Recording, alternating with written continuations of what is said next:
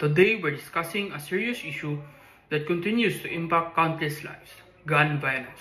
To help us understand this problem more deeply, we're joined by a researcher who has been studying its social and moral implications. Thank you for being here, researcher Marco. Thank you for having me. I believe this is a conversation we all need to have.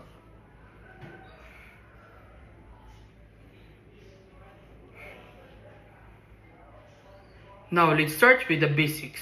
What has been happening with gun violence in recent years, researcher Marco? In the last 3 years, we've seen a sharp rise in gun violence, especially in the United States. In 2023 alone, there were more than 650 mass shootings in 22 gun-related deaths, reached over 48,000, and for the first time, firearms became the leading cause of death among children and teens. That's heartbreaking, researcher Marco. What do you think is contributing to this issue?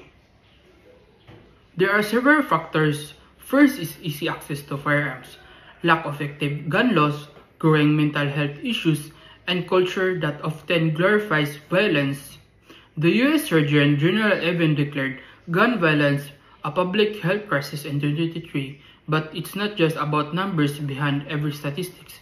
It's a story, a family, a lost future.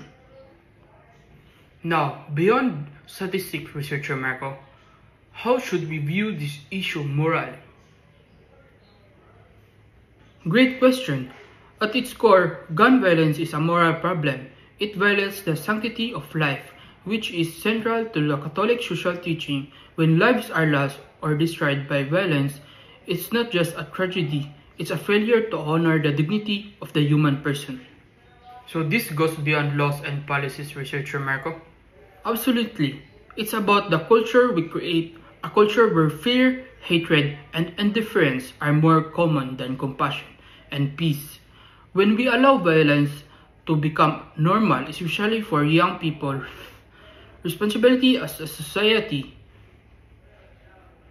Thank you for that, researcher Marco. Now, how does the Catholic Church respond to this issue, and what guidance do we find in its teachings? The Church is very clear. Every human life is sacred and must be protected.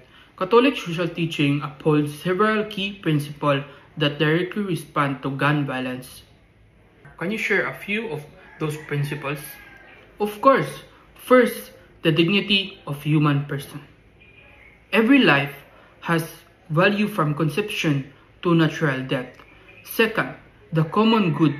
We must prioritize the safety and well-being of all people. And third, solidarity.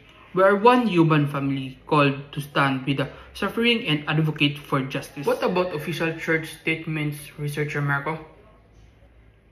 The U.S. Conference of Catholic Bishops has repeatedly called for action in their 2022 letter to Congress.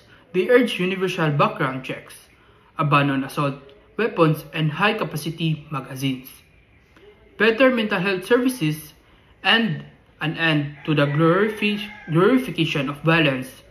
Pope Francis also condemned the weapons trade, calling it an industry of death. He challenged us not to be hypocrites, wanting peace while supporting policies or systems that allow violence to thrive. And what about scripture, researchers Marco? In Matthew 5 verse 9, Jesus says, "Blessed are the peacemakers." And in Genesis, when Cain kills Abel, God says, "Your brother's blood cries out to me from the ground." These passages remind us that violence cries out for justice and that God hears it. Clearly, gun violence isn't just a social or political issue. It's a deep moral wound in our society. What should we take away from this, researcher? We're all called to be part of the solution, whether it's through advocacy, prayer, education, or simply refusing to be silent. We must act. Catholic social teachings remind us that peace isn't passive. It's something we build with courage and compassion. Let's be peacemakers. Let's protect the life. Let's respond with love.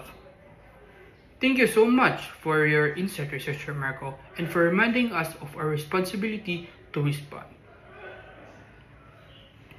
Thank you also for this opportunity to share with people.